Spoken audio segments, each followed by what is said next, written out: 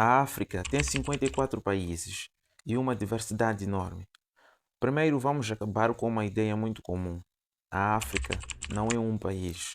É um continente formado por dezenas de países independentes, com histórias, culturas, religiões, economias, línguas muito diferentes. Segundo as Nações Unidas, 54 países africanos são membros da ONU.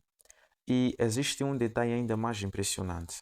A Unesco estima que a África abriga entre 1.500 a 3.000 línguas, dependendo dos critérios usados para distinguir uma língua de uma variedade linguística. Isso representa aproximadamente um terço das línguas existentes no mundo. Então, quando alguém diz eu conheço a África, é preciso perguntar qual África? Porque falar de Moçambique é diferente de falar da Nigéria. Falar do Egito é diferente de falar da África do Sul. E falar da Etiópia é completamente diferente de falar do Senegal. A África é um continente de enorme diversidade. E isso nos leva ao próximo ponto. Parece estranho porque muitas pessoas associam o continente africano apenas ao calor, ao deserto e à savana. Mas existem regiões africanas onde neve ocorre naturalmente. Um dos exemplos mais conhecidos é o Monte Kilimanjaro, na Tanzânia. Com cerca de 5.895 metros de altitude, o Kilimanjaro é uma montanha mais alta de África. O seu ponto mais elevado é o Uruping, no maciço do Kibo. E, devido à sua enorme altitude, o topo pode apresentar gelo e neve. A África tem desertos, mas também tem montanhas com neve. Agora, vamos para o extremo oposto, o deserto do Saara. Quando você pensa em um deserto gigantesco, provavelmente está pensando nele. O Saara ocupa uma enorme área do norte da África e é o maior deserto quente do mundo. Mas existe uma curiosidade importante. Deserto não significa necessariamente lugar extremamente quente. O que caracteriza um deserto é principalmente a quantidade muito baixa de precipitação. Por isso, existem desertos frios em outras partes do mundo. No Saara, porém, as temperaturas podem ser extremamente elevadas durante o dia e cair bastante à noite. E existe ainda outro detalhe fascinante. O Saara nem sempre teve o aspecto que possui atualmente. No passado geológico recente, partes da região passaram por períodos muito mais úmidos. Existem pinturas e gravuras rupestres no próprio Saara que mostram animais e pessoas, evidenciando que determinadas áreas eram muito diferentes no passado, ou seja, onde hoje vemos paisagens áridas, houve épocas em que a vida era muito mais abundante. Se eu falar África, muita gente pensa imediatamente no Saara, mas existe uma área completamente diferente no centro do continente. É a região da Bacia do Congo. Ali está a floresta da Bacia do Congo, uma das maiores áreas da floresta tropical do mundo. A região atravessa vários países da África Central e possui uma enorme biodiversidade. É habitat de espécies como gorilas, chimpanzés e elefantes da floresta, além de milhares de espécies de plantas e outros animais. E se chegaste até aqui, dê um like, se inscreva no canal e ative o sininho das notificações. Agora vamos continuar. Imagine estar diante de uma enorme extensão de água. Você olha para a frente e não consegue ver facilmente a outra margem. Você provavelmente pensaria que está diante do oceano, mas pode estar diante de um lago Vitória. Localizado entre Tanzânia, Uganda e Quênia, o Lago Vitória é o maior lago de África por área. Ele possui uma superfície de aproximadamente 68.800 km². E além do seu tamanho, o lago tem uma enorme importância econômica, ecológica e social para a população da região. É um daqueles lugares que fazem você olhar para um mapa e pensar: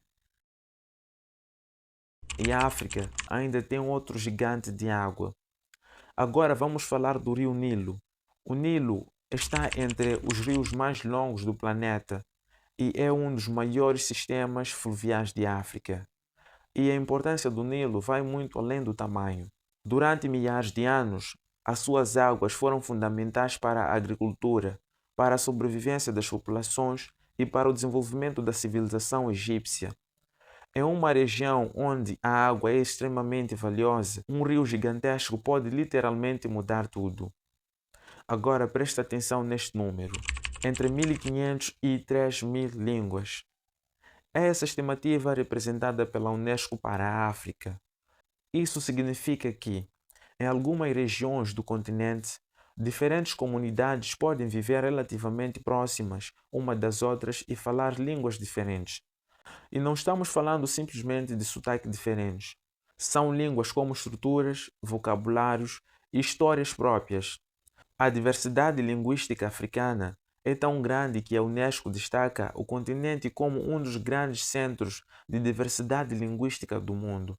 Então, se você ouvir alguém dizendo em África todo mundo fala a mesma língua, pode ter certeza, não é bem assim. Agora, vamos para o reino animal. O elefante da savana africano é considerado o maior animal terrestre atualmente existente. Machos adultos podem atingir vários milhares de quilogramas. Alguns chegam a cerca de 6 toneladas. Mas existe uma característica que chama imediatamente a atenção: as enormes orelhas.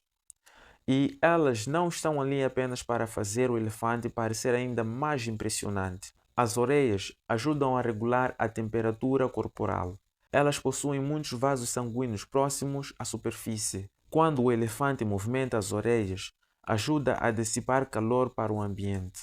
Ou seja, aquelas orelhas gigantes funcionam também como uma espécie de sistema natural de arrefecimento. E quanto maior o animal, mais importante é conseguir controlar o calor. A natureza realmente pensou em tudo. Agora, chegamos ao assunto histórico. É muito comum ouvir que a Etiópia nunca foi colonizada, mas precisamos ter cuidado com essa frase. A história é mais complexa. Em 1896, o exército etíope derrotou as forças italianas na Batalha de Adwa, uma vitória histórica que ajudou a preservar a soberania etíope naquele período. Décadas depois, a Itália invadiu a Etiópia em 1935 e ocupou o país até 1941. Portanto, dizer simplesmente que a Etiópia nunca foi ocupada por uma potência europeia seria errado. O ponto histórico importante é que a Etiópia não permaneceu como uma colônia europeia durante a maior parte do período colonial africano, como aconteceu com grande parte do continente. A Batalha de Adwa tornou-se, por isso, um dos grandes símbolos da resistência africana ao colonialismo. E essa história ainda é lembrada até hoje. Agora chegamos ao ponto mais impressionante. E se eu te disser que uma das descobertas mais famosas da história aconteceu na Etiópia? Em 1974, pesquisadores encontraram na região de Hadar um esqueleto parcial de um Australopithecus afarensis. O fóssil recebeu o nome de Lucy e a idade estimada cerca de 3,2 milhões de anos. A Lucy foi descoberta em 1974 em Hadar, na Etiópia, e pertence à espécie de Australopithecus afarensis. Ela não era um ser humano moderno, mas a espécie a qual pertencia caminhava sobre duas pernas e apresentava características importantes para compreender a evolução dos primeiros membros da nossa linhagem. E existe algo ainda mais impressionante. Lucy tem cerca de 3,2 milhões de anos. Isso significa que ela viveu muito, muito antes da existência das cidades modernas, dos países atuais e das grandes civilizações que conhecemos. Quando olhamos para Lucy, estamos olhando para a pequena janela de uma história humana extremamente antiga. E é justamente por isso que a África é frequentemente chamada o berço da humanidade. Não porque toda a história humana tenha acontecido em um único lugar, mas porque o continente africano possui alguns dos mais importantes fósseis e evidências conhecidas sobre a evolução humana. Agora quero saber de você. Quais dessas curiosidades mais te surpreendeu? Escreve nos comentários. E se você gostou desse vídeo, deixe o seu like e compartilhe com alguém que também gosta de conhecer histórias e curiosidades sobre a África. E é claro, Não te esqueças de te inscrever no canal Tudo Informa Mais 258 e ativar o sino das notificações. Assim, sempre que publicar um vídeo novo sobre história, cultura, curiosidade e acontecimentos fascinantes, serás um dos primeiros a assistir.